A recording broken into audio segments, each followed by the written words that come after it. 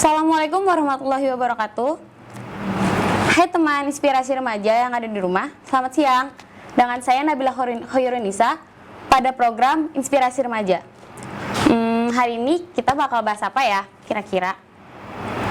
Oke deh, nggak usah banyak ngomong lagi, nggak usah banyak cincong lagi.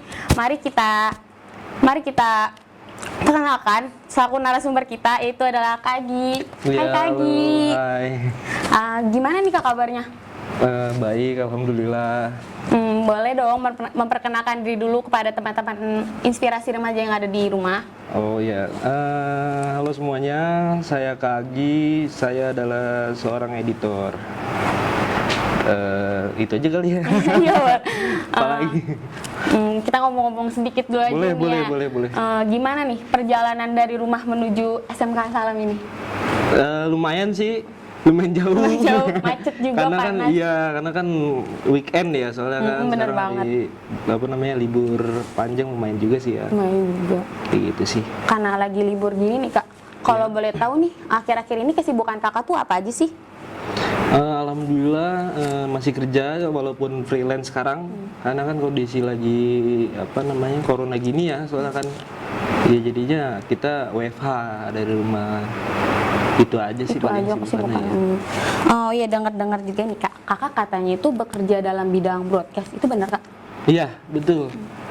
Disebutin nggak sih? Nggak usah ya? Nggak usah disebutin lah ya. Gak apa-apa, mau sebutin juga gak apa-apa. Saya ya pernah kerja di penyiaran televisi juga, swasta nasional di MNC Pictures, in-house, dan di Imperial Pictures yang kemarin filmnya itu rilis Aku Tahu Kapan Kamu Mati. Di situ kakak jadi bukan editor tapi produksi asisten waktu itu sama Unlimited Production. Itu aja sih. Keren banget ya teman-teman, inspirasi remaja yang ada di rumah. Pokoknya ya kalian tuh harus semangat lagi belajar ya, biar bisa sampai kayak Kak Agi kayak gini. Iya. Harus tetap semangat lagi belajarnya, nggak boleh malas-malas. Dengar juga nih Kak, katanya kakak itu piawai banget dalam mengedit video atau film, itu benar Kak? Kalau dipilih buat ngedit jago itu gimana ya? Editing itu kan soal rasa ya. Dan itu pun di TV itu beda dengan di perfilman. Kenapa saya bilang beda? Karena di TV itu lebih menuntut pada waktu. Tapi kalau editing dalam film lebih menuntut dalam perasaan. Makanya editing film itu kenapa saya bilang beda?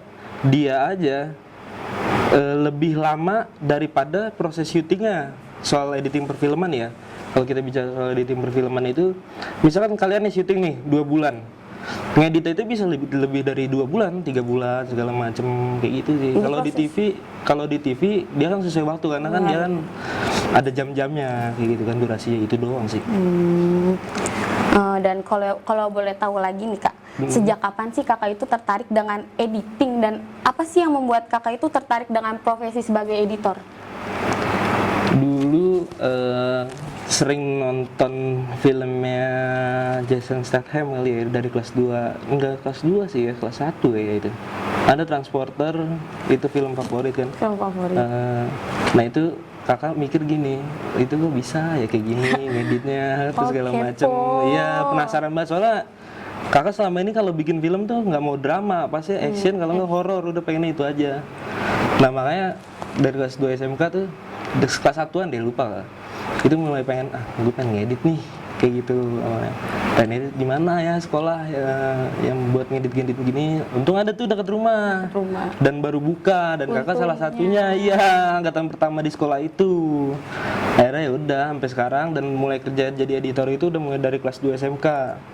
Udah mulai dari situ sih tertarik. Dari situ tertariknya. Mulai dari menonton film, akhirnya bisa menjadi seperti Kak Agi yang sekarang. Buat referensi. Benar-benar bagus banget. Gitu. Kalau boleh tahu juga nih Kak, software apa sih yang bagus untuk mengedit film atau video? Kita ini editor ini nggak harus apa ya, kita yang ngedit, kita yang mau gitu. Maksudnya gini, kamu misalkan biasanya ngedit pakai Premiere lah ya, sekarang kan lagi rame banget tuh. Itu nggak masalah. Masalah. Kalau buat di film sih nggak masalah sih, cuma kalau di TV tergantung tuh. Untuk sekarang sih udah enak ya kalau di TV ya. Kalau dulu kita harus bisa tuh yang namanya FCP karena standar waktu itu. Jadi gini, standar software-nya itu tuh pada saat itu tuh TV itu udah ada patokannya. Paling rendah itu tuh Adobe Premiere. Paling rendah. Maksudnya untuk software yang tingkat kecilnya ya pada zaman saat kakak dulu itu. Karena yang paling tinggi itu dulu Final Cut Pro. Nah sekarang kalau di TV udah enak tuh. Ada Adobe Premiere, ada Final Cut Pro. Kecuali Evid ya, Evid biasanya buat sinetron tuh kebanyakan. Kayak gitu ya. Untuk yang sekarang ini ya paling standar. Maksudnya yang enak lah gitu ya. Ya Adobe Premiere sih. Adobe Dan Premiere itu udah apa sih namanya udah pas banget lah intinya, udah bisa enak buat dipelajarin gitu. Karena Evid Final Cut Pro itu susah kan, karena kan apa namanya Final Cut Pro itu kan harus bawaan MacBook ataupun iMac-nya. Kalau Evid itu tergantung dari isi apa namanya kontennya lah kayak gitu, entah ngedit sinetron lah, film lah. Biasanya kalau Evid itu sinetron sama film sih, kayak gitu. Oke teman-teman, jadi itu software yang biasanya lebih ke Adobe Premiere ya. Kita bakal berbincang lagi di selanjutnya. Pokoknya kalian jangan di skip ya, jangan di skip. Pokoknya tetap stay di acara Inspirasi Remaja untuk hari ini, karena nanti kita bakal masih berbincang seru bersama Kak Agi. Oke, dadah.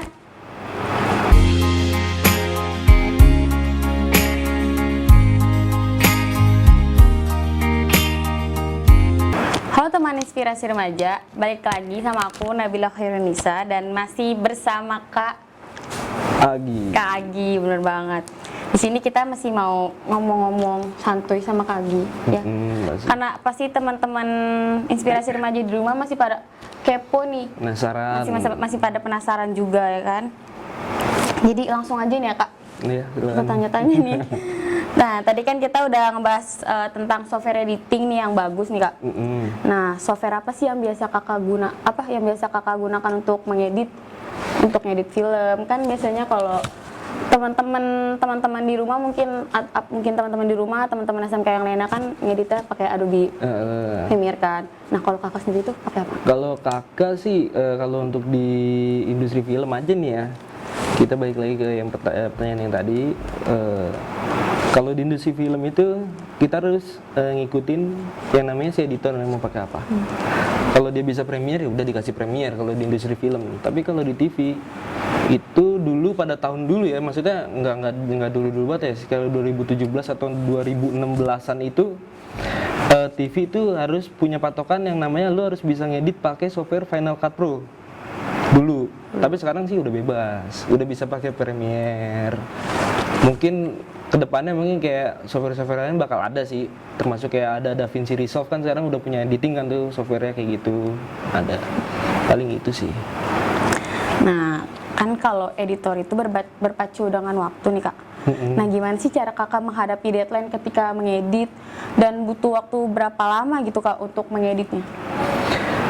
Kalau deadline itu di TV patokannya sih udah dari jam tayang ya, karena kan TV itu kan nggak selonggar film waktu apa namanya timingnya kan, karena dia udah ada pola acaranya, udah punya apa sih namanya rundown acaranya segala macam sesuai durasi yang ada kan, dan itu harus benar-benar dikejar banget. Nah kalau di film itu enaknya kenapa? Editor lebih lama daripada hasil syutingnya. Maksudnya gini, lu syuting 2 bulan tapi lu bakal ngedit lebih dari 2 bulan. Lebih nyantai juga nggak itu? Lebih nyantai dan lebih maksudnya relax, karena kan yang tadi Kakak bilang kan lebih ada perasaan. Maksudnya kan kalau editing itu kan di film kan lebih kerasa lah intinya, karena harus mendalami, karena di setiap shoot apapun itu dalam film, dalam pencahayaan, dalam pengambilan gambar, dalam gerak-gerik segala macam apapun itu tuh dia punya filosofinya. Kenapa dia bilang punya filosofinya? Karena kalau kita nonton sinetron kan beda ya. Iya. Kalau sinetron ya udah asal jadi aja. Acting kayak gini yang mending kok pas lah. Mau kayak gimana ya elah. Cuman gitu dah. Kalau di film layar lebar itu tuh ya harus mendalami banget lah. Makanya kadang-kadang film itu tuh lebih berat lah intinya. Emang lebih berat sih pasti. Iya. Karena kan lebih memakan perasaan maksudnya. Ya harus terlibat banget tuh hati itu ya. Mau galau harus galau. Baper. Iya, harus baper. Salah satunya kayak gitulah kalau untuk menjadi dan. Gitu aja Kak. Intinya sih kalau di film itu kan kadang kan udah ada waktunya ya kan, udah ada waktunya untuk ngedit lu harus bisa berapa bulan, intinya harus lebih lama dari hasil syuting maksudnya proses syutingnya kayak gitu. Nah, di sini nih pada kepo Kak. Aku sama teman-teman inspirasi remaja di rumah tuh pada kepo. Bisa nggak sih kakak tuh menceritakan sedikit aja tentang pengalaman kakak selama kakak bekerja di bidang broadcast? Broadcastnya aja. Iya. Kalau untuk pengalaman kakak di bidang broadcast itu sih pengalamannya asik ya, maksudnya asiknya itu dalam hal lu bakal punya relasi kayak link lah intinya, maksudnya kalau misalnya suatu saat lu di sini, misalnya salah satu televisi swasta di sini, terus temen lu ke sana, lu tinggal info kayak gitu-gitu. Nah terus untuk materi-materi segala macam bisa diperbarui lagi kalau dalam film ya, kalau dalam TV karena kan di TV itu kan harus ngikutin tren kan, karena kan kayak gosip aja sekarang, gosip siapa sih yang nggak dikejar banget? TikTok lah pasti. Iya, itu pasti kayak gitu pasti. tuh banyak tuh. Ya harus kayak gitu tuh kalau di TV enaknya gitu sih. Lu tahu-tahu materi-materi baru, teknik baru, program baru, artis baru, yang kontroversi yang baru yang mana, semuanya lu tahu ya sebelah tahu. Nggak cuman dalam bidang kerja lu aja sih, intinya gitu aja. Maksudnya dalam bidang kerjanya nggak cuman tahu tentang kayak lu bisa kamera, lu bisa apa lagi, nggak itu juga sih. Nggak cuman tentang apa yang lu pegang gitu, maksudnya di balik layar itu kalau di broadcast gitu sih. Nah, kalau ini kita bahas tentang keberhasilan dan kegagalan suatu film. Nah, kenapa sih Kak keberhasilan dan kegagalan suatu film itu tuh biasanya terletak pada tangan editor gitu? Oh. Nah. Iya itu benar. Ya itu kenapa sih? Karena editor dalam industri film itu tuh sutradara kedua. Sutradara kedua. Kenapa dibilang sutradara kedua? Karena yang tadi yang kakak bilang itu buat lu nih yang harus tahu nih ya. Contohnya perasaan tadi. Karena kalau dibilang itu, karena kan editor kan ngikutin banget ya dari awal produksi sampai pre-produksi itu dia bener-bener ikut banget tuh dari awal tuh. Kenapa? Karena si editor ini adalah sama dengan lu harus bisa nyampe jumlah, maksudnya kayak hitung-hitungan aja lah. Dalam tambah-tambahan ya harus segitu ya udah. Maksudnya nggak bisa nggak bisa kemana-mana lagi, lo harus ngikutin itu ya udah, lo harus ikutin itu. Nggak mungkin kalau 1 tambah 1 jawabannya 3, nggak mungkin kayak gitu sih kalau itu editor. Nah kenapa bisa dibilang gimana ya kalau di industri film itu tuh dia itu dibilang sutradara kedua, termasuknya yang itu tadi perasaan kedua. Yang kedua ini dia itu lebih berat tanggung jawabnya. Kenapa?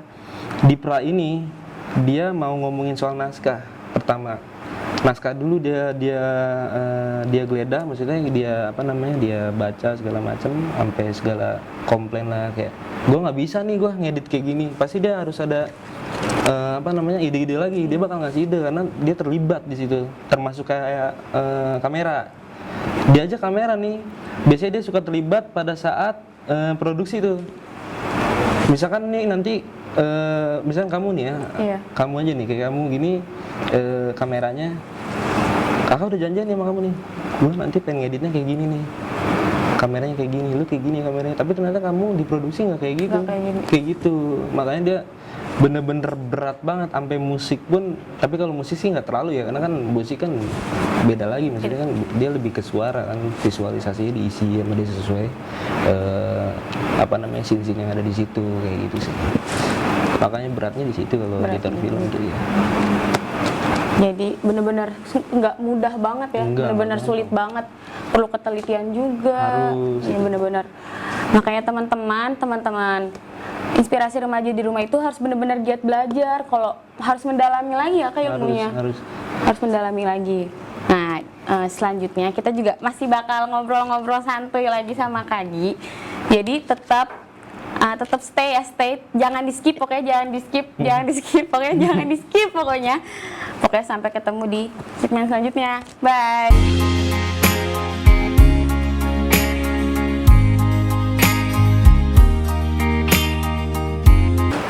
Hai teman-teman inspirasi remaja yang ada di rumah, masih setia kan sama acara inspirasi remaja? Inspirasi remaja kali ini, pokoknya jangan ada yang di skip dulu ya, karena kita tuh masih bakalan berbincang santuy sama Kak Agi. Iya, sorry Kak. Sama Kak Agi, pokoknya Kak Agi. Nah, langsung aja nih ya Kak. Menurut Kakak itu karakter yang cocok untuk menjadi seorang editor itu seperti apa? Karakter yang cocok jadi seorang editor itu yang harus kita tahu itu adalah dia harus tahu kameranya dulu, teknik kamera dulu, Kamera. yang seperti tadi kita bilang, filosofi gambar, dan harus memahami isi naskah yang ada, bukan yang ada ya, yang bakal dia kerjain nanti, Iya. gitu. Makanya di film itu tuh dia ikut ngurusin ngebantu ngasih saran buat kamera, ngasih saran buat naskah segala macam, itu mana harus tahu itu. Lebih Ya, dan harus nonton referensi sih ya kalau buat jadi. bener referensi, bener. Iya, maksudnya jadi gini, lu jatuhnya punya punya panutan lah bahasanya. Editor ini karakternya kayak gimana nih, lu harus lihat tuh. Dan termasuk kayak saudara yang disukain, gitu. Editor yang disukain siapa, kayak gitu sih. Lebih kayak gitu. Nah, mau nanya juga nih Kak, dalam mengedit itu biasanya ada unsur lain yang sangat berpengaruh nggak sih? Kayak semisal grafis atau animasi gitu? Harus. Kalau di TV itu emang harus banget deket sama yang namanya grafis. Karena kenapa? Kayak tale of gitu segala macam, kayak buat infografis yang lain gitu, kayak buat double impact segala macam, kan itu dibantu sama grafis kan. Atau disebut biasanya apa ya kalau dibilang ya. Tapi kalau bahasa kitanya aja nih yang maksudnya gampang dimengerti sih ya, intinya ya lu harus klop aja lah sama dia. Tapi kalau dalam bahasa broadcast adalah itu mah susah namanya. Maksudnya khusus orang yang Iya lah. gitu kan. Nah kalau animasi biasanya dia yang bikin opening tuh bumper, entah dia buat bumper in atau bumper out ya kan, segala macam kayak ID program itu masuk, itu biasanya orang animasi.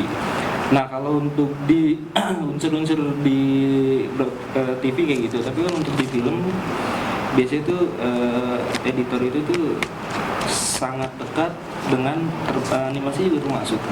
Grafis nggak terlalu, karena grafis biasanya buat di poster, biasanya kayak gitu, poster segala macam, terus kayak buat promo, flyer segala macam kayak gini nih, itu grafis gitu. Tapi kalau untuk di dalam visual biasanya visual effect tuh yang terlibat tuh sama editor kayak gitu. Itu aja. Nah, ini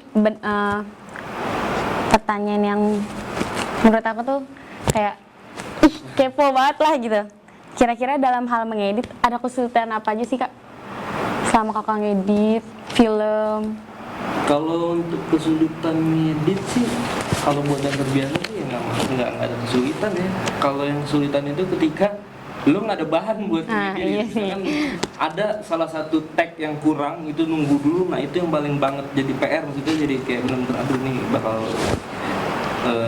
ketunda banyak nih soal waktu, karena kan ngedit itu kan harus pada saat itu ya lo harus punya report, karena kan setiap hari kan lo ada daily report, terus ntar kalau udah seminggu lo ngedit lo punya weekly report segala macam, sampai yang report bulanan itu harus ada.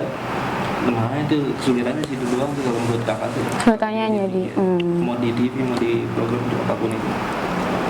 Nah, coba dong Kak tolong jelasin untuk aku dan teman-teman inspirasi remaja di rumah nih yang mungkin tuh belum mengerti tentang perbedaan editing dengan editor tuh apa sih?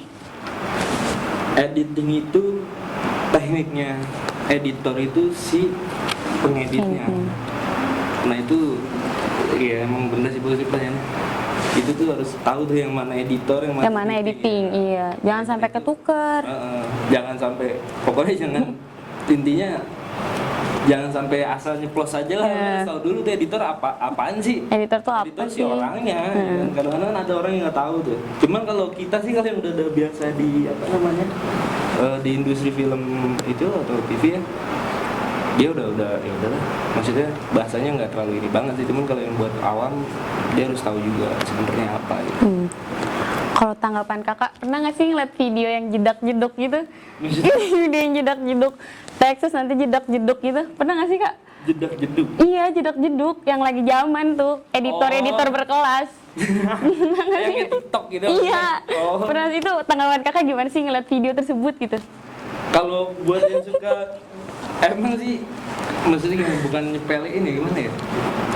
Kreatif kan ya, ada batas Iya, kan. benar-benar. Namanya lagi perkembangan zaman kayak begini nih, video-video kayak gitu kan, ya udah lu harus ngikutin zaman. Ya, zaman Termasuk lah. tadi yang kakak bilang yang awal kan, lu di itu bakal bisa, maksudnya kayak di film lu bakal bertambahnya dari mana, kalau di TV lu bakal bertambahnya dari mana.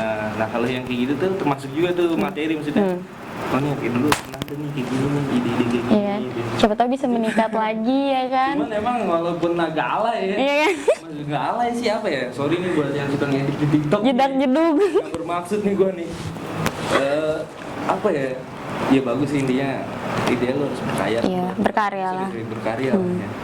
Itu aja sih, nggak ada masalah juga sih, Nggak. karena kan sama-sama editor nggak mungkin Jadi aman-aman aja lah. sama Aman nih. Aman ya? aman terus. Aman terus.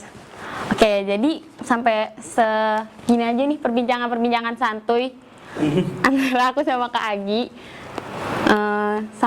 Selanjutnya, Tadi gue mau ngasih info nih, buat kalian yang mau bikin film pendek. Gue lagi iseng buat apa namanya, bukan komunitas sih ya, kayak buat bikin konten YouTube nanti buat namanya Lucky Pictures, nanti bakal gue taruh di apa namanya, dibantu sama ini kali ya, kalian ya, buat di Instagramnya kepoin aja nanti. boleh. Oke, teman inspirasi yang ada di rumah, seperti yang kita sudah dengar ya dari Kak Agi, seorang editor itu tuh nggak gampang, Iya. nggak mudah, bener-bener kayak sulit banget ya kan Kak? Nggak sembarangan lah ya, Nggak sembarangan, perlu ketelitian juga untuk menghasilkan sebuah karya yang lebih sempurna lagi. harus itu.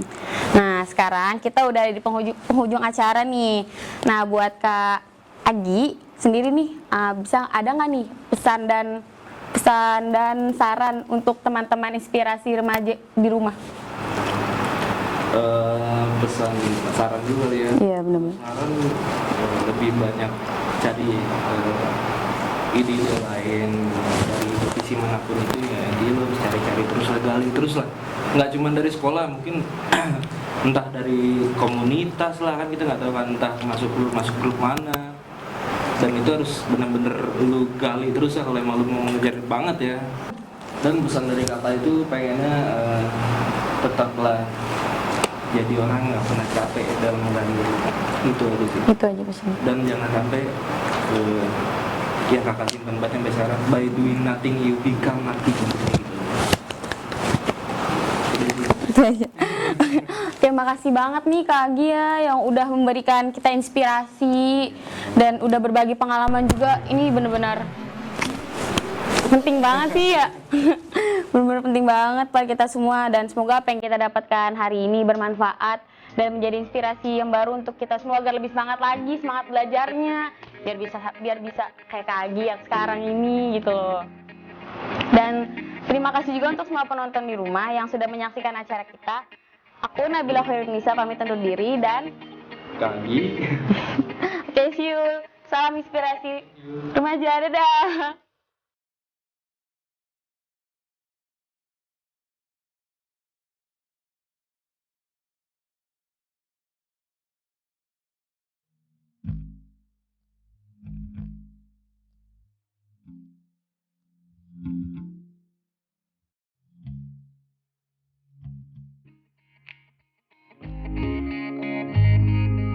Halo semuanya, saya Kagi. Saya ingin berterima kasih banyak buat SMK Salam, dan sekolah ini tuh benar-benar sekolah multimedia yang